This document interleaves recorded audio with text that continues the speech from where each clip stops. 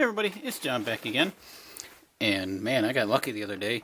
Went to my local Walmart and they didn't have anything in stock. And then I noticed at the back of the aisles they just had pallets full of boxes. So I looked through them and I seen a couple that said Star Wars Black Series. So I snuck a peek in, and of course they have the archive figures in them, so I grabbed them. And then I also found almost all the Siege of Cybertron figures, so I grabbed some of them. So I got pretty lucky. I'm so glad that they put these out.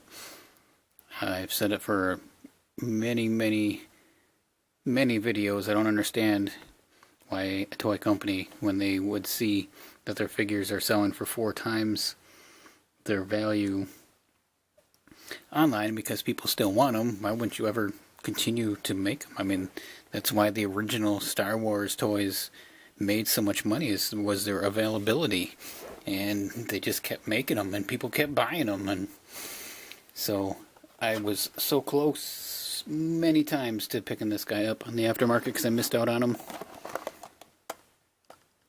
So was he available in 2015 originally? See, I wasn't really collecting any figures around that time. But here he is, Bossk in the archive, new packaging, got his little image there. He's one of my favorite bounty hunters, and one of my favorite vintage figures. I still have my original little guy right here. He's awfully beat up and very well played with. But man, I'm just going to open this thing right here. Multiple times I almost picked this guy up for around the $60 mark, but I kept going, I just can't add to that circle of unnecessary pricing. I mean, these are cool and all, but they're just plastic. They don't hold really any value.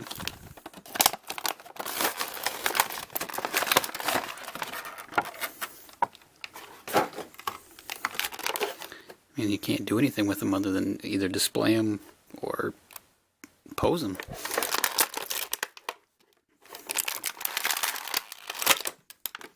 So, I am so glad they decided to do this. And now we're going to get Yoda and Darth Maul, and man, I can finish all the ones that I missed out on.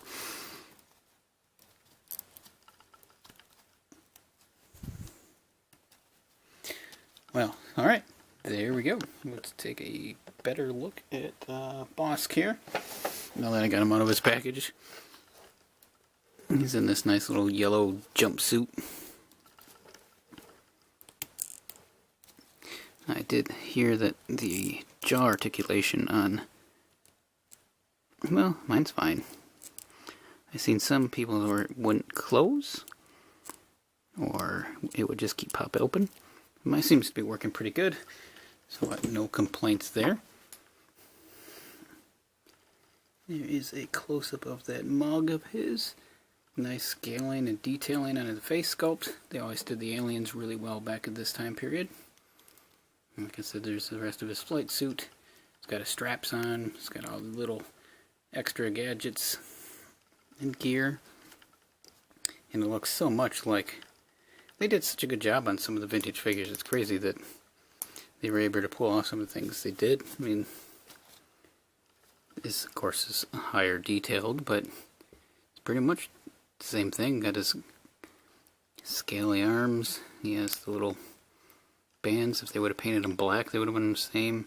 He's got the little patch here, same shoulders, straps and lines. He's got the hose. He's pretty much the same, just a lot more upgraded, so he's a pretty cool figure. He's got the little back nail talons on his feet. They did a extra layer of color on his scales, so they pop out a little bit more. It's got some head rotation, not a lot of up and down. You can open and close his jaw, which is nice. My eyes are good. Arms go up and around. It's got a single jointed elbow, which doesn't go too far because of those bands. It's got just a spinning on his wrists, no hinges by the looks of, well, there's, oh, that's weird, they got sideways hinges. Probably so he can hold his gun a little bit better. Does the one have that? Yeah, it does. And it's got a little bit of an ab movement, not too much. It doesn't feel like he has anything at his waist, though. It's all up here, probably because of the straps. And you can get a little bit of movement with those straps, which ain't bad. He's got some good thighs, double jointed knees, which they did a really good job of sculpting in, and rotation just at the calf. Really crazy rockers on those feet, so yeah, Bossk is pretty cool. It's so nice having this guy finally, and at a normal retail price, and his weapon, which does not have a whole lot of detail on it. But it's still pretty cool. Let's see if he can hold it in his hand. I know that's not the original gun. It just happened when I found him again in his box, what he had happened to have in his hand at the time. He really doesn't hold it all that well, does he?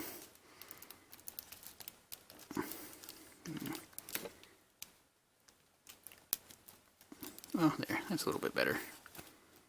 The gun's kind of floppy, but it does work.